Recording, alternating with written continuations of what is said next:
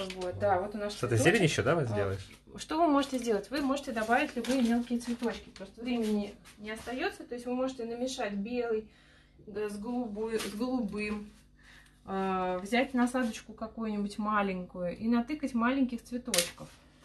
Добавить зелень. Это вы берете насадочку, там, листик или какой-нибудь там, я не знаю, лист розы. Ну, типа такой, да, и вы где-то можете, вот такая, ну, это обычная насадочка для работы сразу на торте, да, и вы можете где-то подзакрыть что-то, например, ткнули там пальцем, здесь все хорошо, но надо закрыть, ну, закройте листочком, добавится немножко фактурных сюда листков.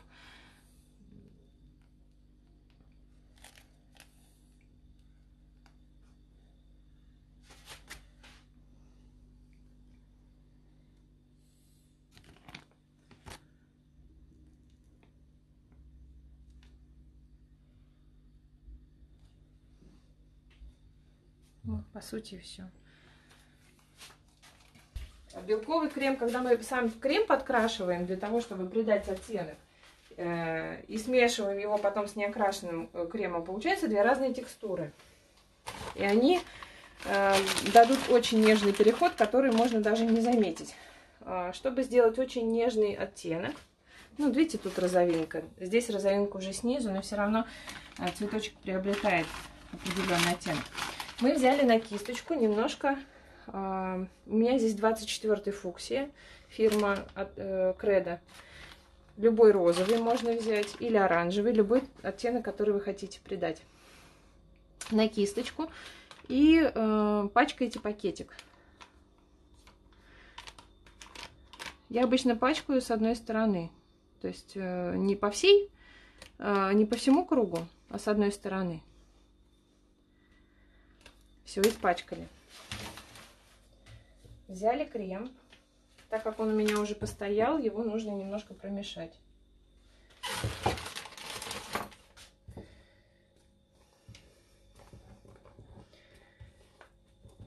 Нам нужно промешать крем, так как он уже постоял, для того, чтобы он немного осел, чтобы убрать лишний воздух, потому что он будет у нас как бы пузырями идти. То есть он лучше будет плотнее. То есть он будет лучше плотный. Так, закладываем в пакет. Положите крема столько, насколько хватит вашей руки. Если вы положите целый пакет, вы просто не сможете ничего выдавить. Положите так, чтобы вам было удобно схватить пакетик. Вот, видите, мне удобно схватить, я оставляю так. А следующий крем, который мы будем делать, это для серединки цветка. Мы берем оранжевый. Серединка пиона, вот эти вот желтенькие махрушечки. Оранжевый, желтый.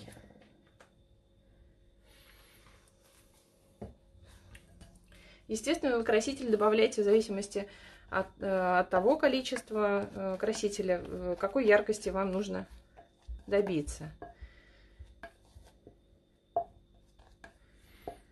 Друзья, рецепт крема белково-заварного, как и других кремов для кремовой флористики, вы найдете на нашем YouTube-канале «Кондитерские курсы Малиновка».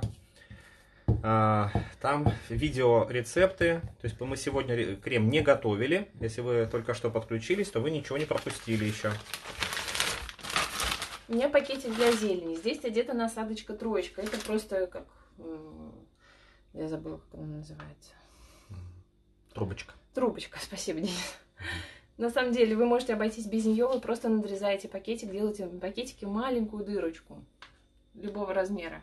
То есть хотите маленькую, делайте маленькую, да? Для желтого мы тоже подкрашиваем пакет. Можно подкрасить розовым, и можно также подкрасить зеленым, полосочку сделать. Закладываем. Я взяла совсем немного желтого.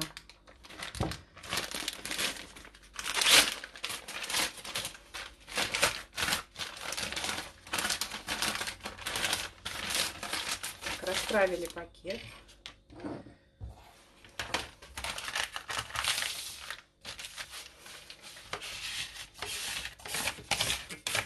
сапожник без сапог. Не говори. В домашних условиях. Все на работе. Так, вот у меня желтенький пакетик, беленький. Нам еще нужен зелененький пакетик. Мы снова набираем крем.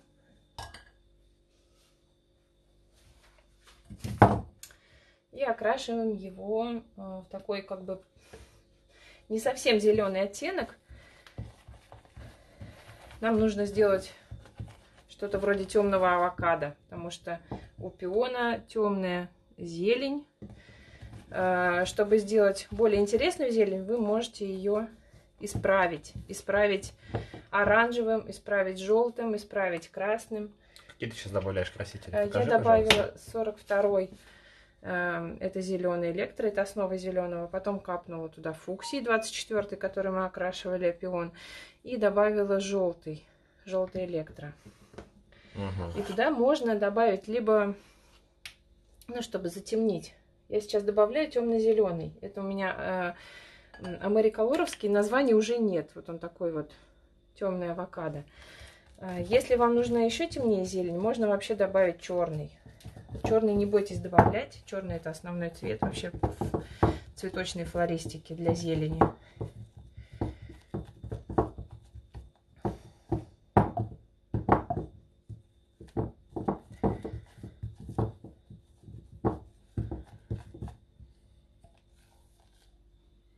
Такой собрала темный цвет.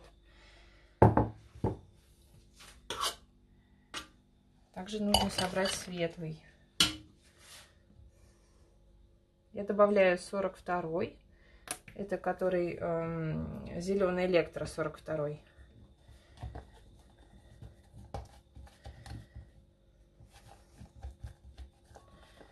У меня получается светлый зеленый оттенок.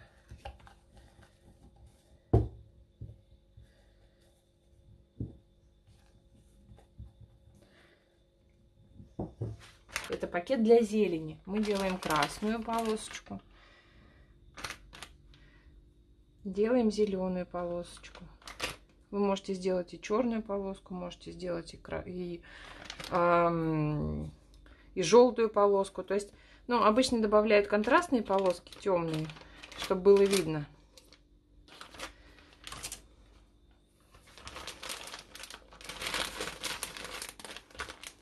Наш двухцветный крем.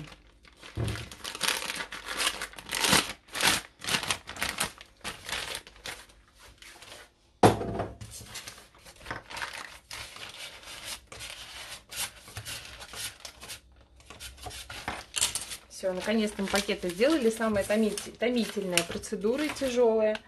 А теперь мы приступаем к нашим цветочкам. Мы ставим насадочку на гвоздик и делаем домик. Мы крутим насадочку и жмем на пакетик. И у нас крутим гвоздик, да, надавливаем на пакетик, и у нас получается вот такой вот домик.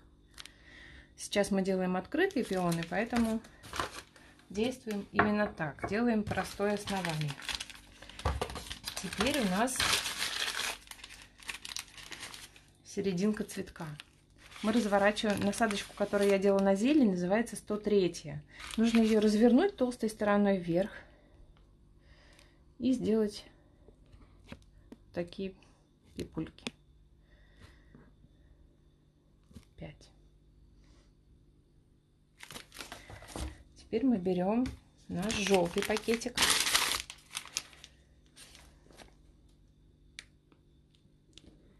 Делаем тычинки. Желтую бахрому.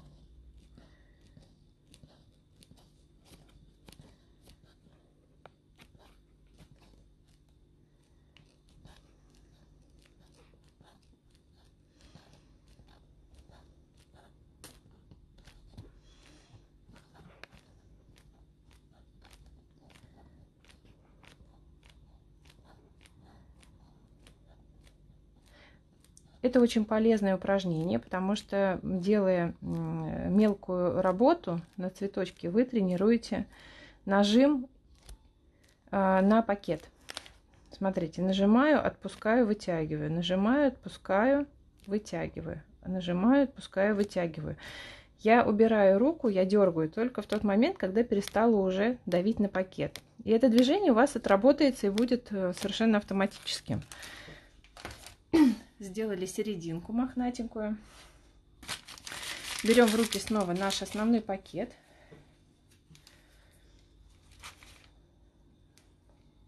И делаем небольшие такие вот лепесточки. Смотрите, я приставила пакет к цветочку, прижала, нажимаю на пакетик и отрываю. Мне нужны маленькие такие. Я прям вжимаю в цветочек. То есть не бойтесь вжать в цветочек пакет.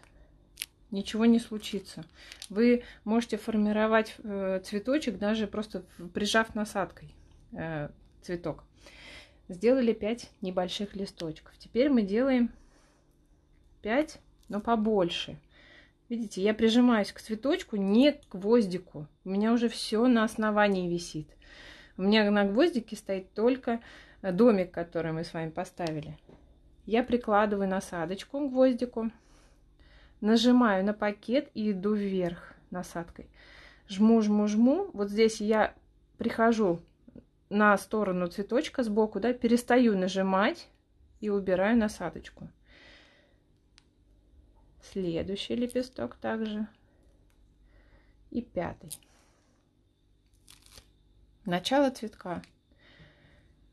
Даже если вы делаете бутон, уже понятно, да, полураскрывшийся цветочек. Если этот цветочек снять и приложить на торте сбоку, это получится у нас небольшой цветок. То есть это главный герой. А это уже сбоку. Вот эти вот маленькие цветочки не смотрятся удивительно хорошо. Украшают любой большой цветочек. Но сейчас мы двигаемся дальше. Но у вас созревает процесс любых, так скажем, цветка на каждом этапе его роста. Я добавляю еще 5 лепестков. Обратите внимание, я их не перемешиваю, не перемежаю, как на розах. То есть розы у нас идут поочередно, отступая от предыдущего лепестка. И как бы мы их пересекаем, да, друг с другом. Здесь у нас идут повторные лепестки, накладываем друг на друга. У пионы совершенно разнообразные в своем роде. Белые часто они классические, поэтому сейчас мы делаем классический пион. В классическом пиончике лепестки вот такие вот прямые, видите, ровненькие, с небольшими изгибами, и они идут подряд. Двойные, тройные лепестки, повторные. Вот мы положили 3 лепестка. Как увеличить еще? То есть он у нас уже стоит, да? Как еще увеличить? Мы открываем, то есть я отвожу насадочку не на цветок навожу насадку, а от цветка просто отгибаю. Вот это движение кисти туда или сюда. Делаю лепестки более открытыми. Вот такой большой красивый пион. У нас здесь еще есть место. Мы можем его еще больше увеличить. То есть уже насадку наоборот делаешь, да? Да, я перевернула насадку наоборот. Мы делали вот так. Теперь я ее плашмя прижимаю к цветочку. И сделала еще несколько лепестков, которые как бы уже открылись полностью. Теперь мы на цветке можем сразу сделать зелень. Вы ставите насадочку 104 и делаете просто листочки. Двойные листочки, тройные, четверные. Вот у нас цветок готов, и он уже с зеленью. И в чем плюс? Вам не нужно потом на торте залазить, мять цветочек, чтобы посадить его на зелень. Смотрите, видите, крем держит. Единственное, что у меня розовая полосочка проявилась сбоку, на видео не видно. То есть розовый оттенок появился, но не сильный. Еще очень красиво, когда у вас с розовинкой получаются бутоны, потому что любые цветочки, ну, например, нежно-розовые цветы, вы видите, что бутоны ярко-розовые, распустившиеся цветы нежно-розовые или практически белые, потому что они выцветают, выгорают на солнце. Это тоже естественный процесс, да, у нас, который, как можно сказать, флористы не должны упускать из виду. Давайте сделаем полураскрывшийся такой цветочек, пион полураскрывшийся. Мы сделали основание, сделаем уже небольшую такую вот серединку. Она у нас заужена. Все стремится к серединке.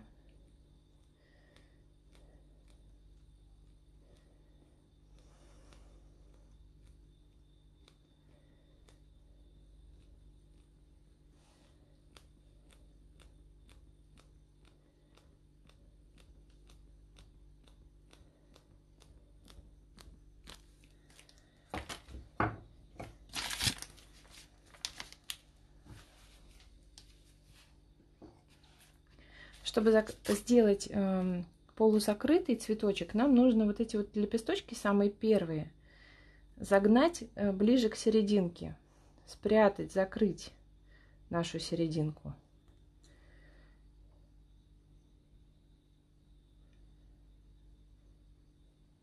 Эти цветочки очень заманчиво смотрятся на тортах, все хотят внутри их заглянуть. На самом деле это, наверное, как одни из самых главных цветов на торте. Такие вот закрытые.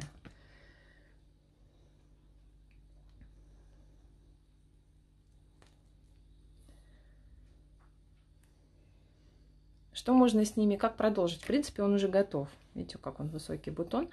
Как можно его продолжить? Сделать уже здесь открытые лепестки. Например, если он у вас будет главным героем, вы можете ему добавить парочку открытых лепестков, открывшихся повторных. Так. Как будто этот полубутон, он начал открываться. Вот у него открылась уже пара лепестков. Естественно, делаем зелень.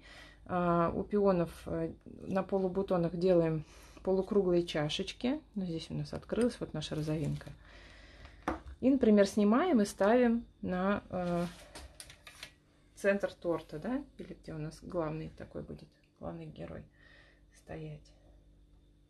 Или сбоку от большого торта, от большого цветка.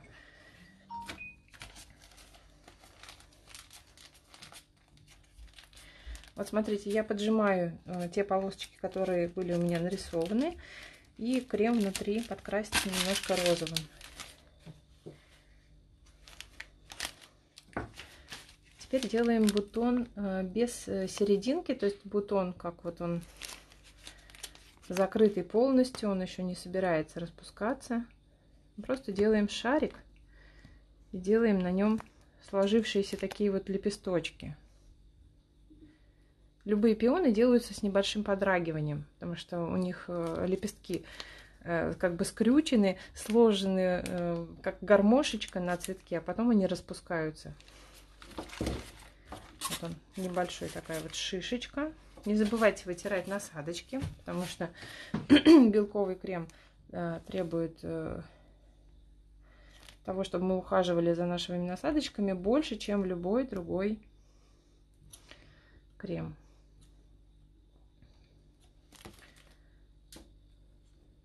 Сделали окантовочку, сделали чашечки для нашего бутона и снимаем. Все, поставили. С маленькими бутонами букет смотрится, ну, прям совсем как настоящий.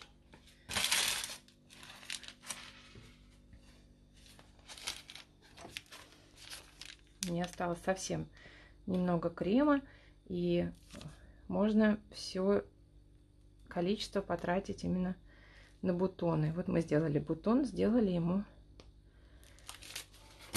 один лепесток, который уже наметился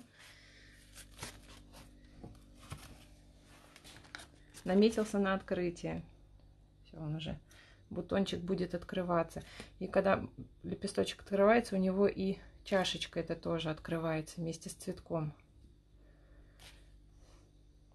Эти мелочи заметят ваши заказчики. Им будет очень приятно, что вы настолько погружены в свою работу, в свое творчество, что уделяете внимание таким мелочам, как открытые лепестки на бутонах.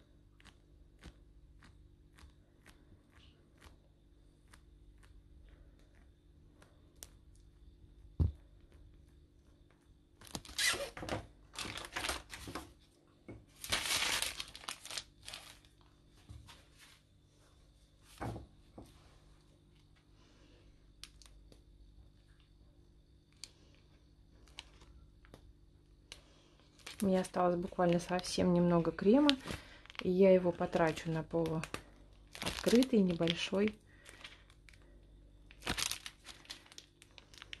бутон. Ой, такой красивый нежный розовый оттенок. Из-за того, что у нас уже перемешался крем в пакете, да, от наших разводов. Так, мы делаем чашечки. Я сделаю повыше, чтобы их было видно сверху.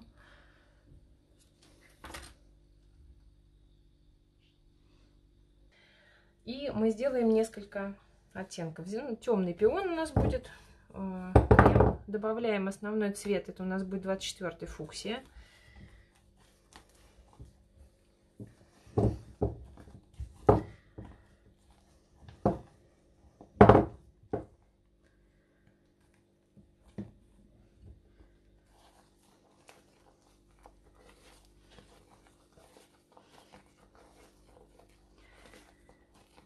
У нас получается яркий оттенок. Его нужно затемнить.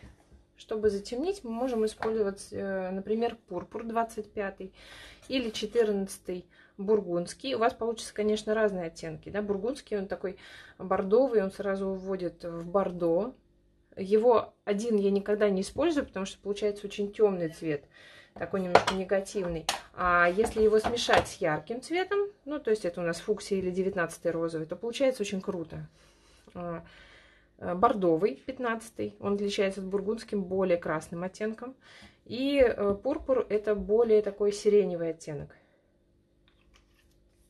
Я сейчас добавила пурпур, и мы посмотрите, что это за оттенок. Видите, он такой более, как будто это более насыщенный фуксия, но он темнее, да, более сиреневый. Вот, если добавить бордовый, то мы увидим оттенки красного. Вот они. Можно сделать очень темный цвет, насыщенный, это путем добавления красителя, да? Но мы сейчас сделаем по-другому. Мы этот цвет уже, можно сказать, подготовили. Единственное, что я вот этот еще добавлю. Что ты добавила? Я сейчас еще добавила пурпур. Угу.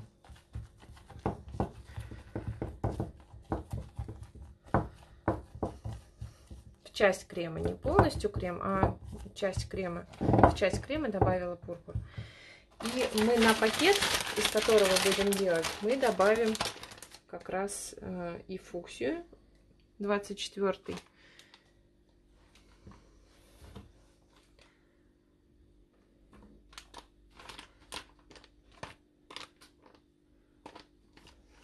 И добавим темный 25-й пурпур.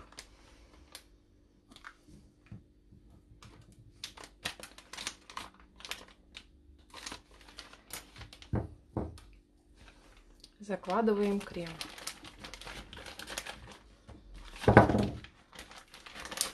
Обратите внимание, я сейчас использую совершенно избитые цвета, то есть никаких прям супер каких-то оттенков нет, все просто. Но эти простые цвета, они очень нравятся заказчикам. Вообще, в принципе, женщинам нравятся. Белые, розовые, такие классические цвета. Вот. Но из них можно сделать невероятно красивые цветы. используя технику и свое чувство цвета.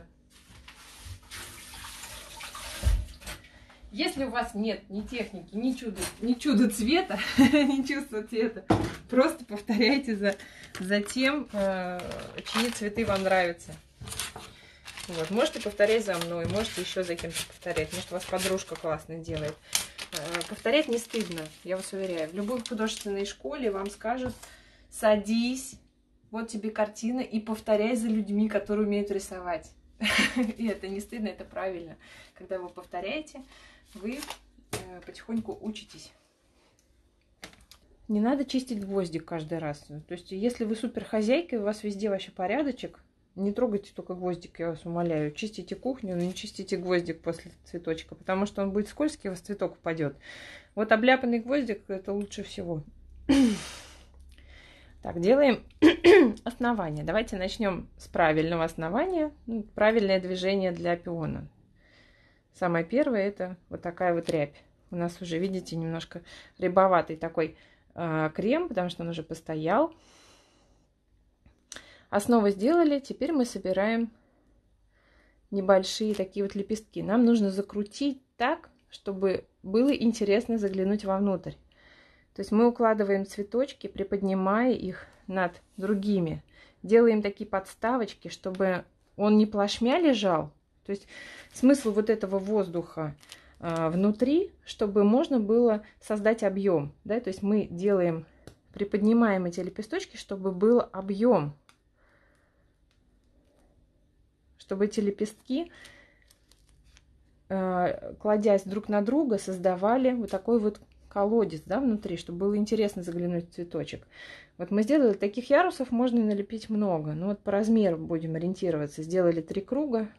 И теперь делаем лепестки более высокие, которые окантовочка, да, для этого бутона. И раскрываем потихоньку. Раскрываем этот пион. Видите, я не стала его разбабахивать на очень большой, потому что у нас должен этот пиончик быть другим. У нас акцент на серединку. Зелень. Правильно. Правильно подсказываете. Зелень. Узкой стороной вверх у нас насадочка держится, когда мы делаем зелень. Я ее разворачивала толстой стороной наверх, только когда делала серединку. А так мы прикладываем, не бойтесь приложиться. И обратите внимание, я все начинаю снизу. Видите, у меня низ цветка узкий. Я все это делала уже на основе. Вот я хоть и затемнила крем, но здесь все равно зелень получается яркой. То есть насколько белый цвет у крема, его нужно так серьезно затемнять, чтобы он не вылазил наружу. Вот красивый цвет, и нам нужно развернуть насадку. Я беру и поворачиваю ее вот так, чтобы у меня этот темный оттенок красивый был сверху. Так, ну вот мы сделали наш яркий пион.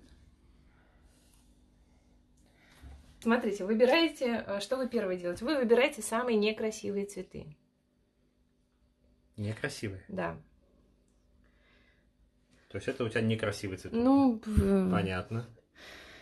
И укладываете. Вообще, самое первое, тут надо зелень сделать. Пардон. Я так обрадовалась, что я цветочки могу взять. Угу. То есть, если вы хотите еще... Можно вообще без зелени, просто цветами, на самом деле, украсить. Но если вниз, чтобы выглядывала зелень, да, то есть легче сейчас нанести какую-нибудь такую зелень, которую вы потом не сможете из насадочки сделать. То есть такую более фактурную, например.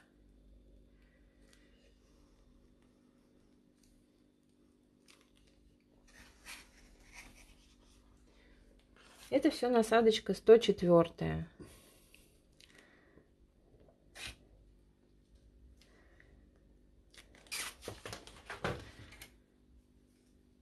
Так, шлепаем следующий цветочек.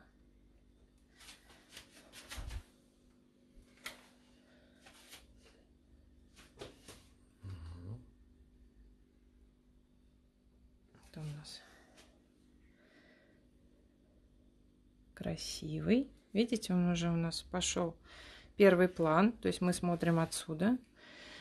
Первый план пошел.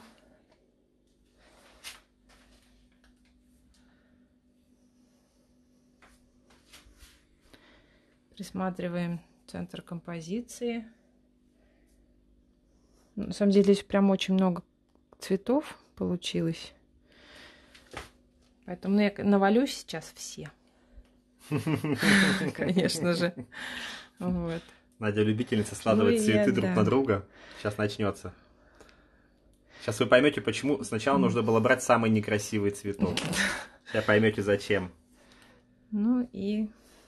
Потому что ему на лицо приземлится другой цветок. Ну, вот и вот. Это прекрасно.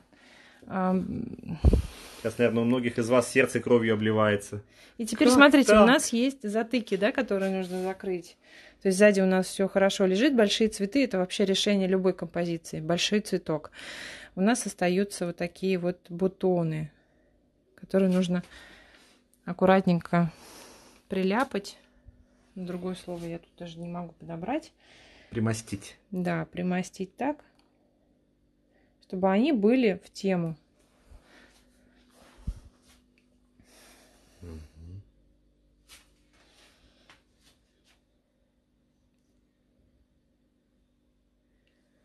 Так, тут надо еще.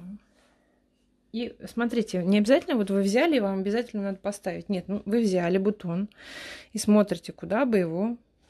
Ну вот сюда вот не знаю, может быть белый будет лучше. Вы берете белый и смотрите, да, например, белый лучше. И кладете его уже на готовую зелень. И, в принципе, все, композиция закончена.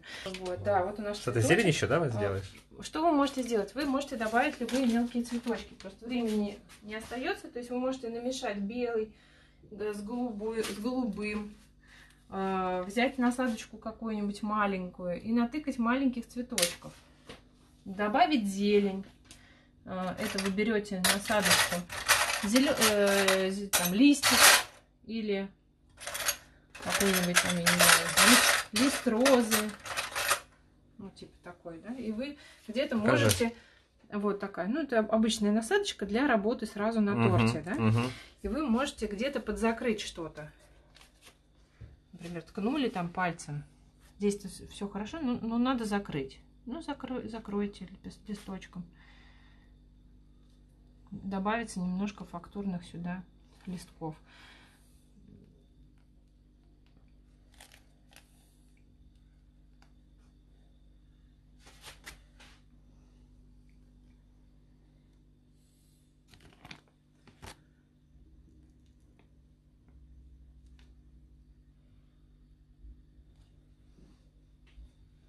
Ну, по сути, все.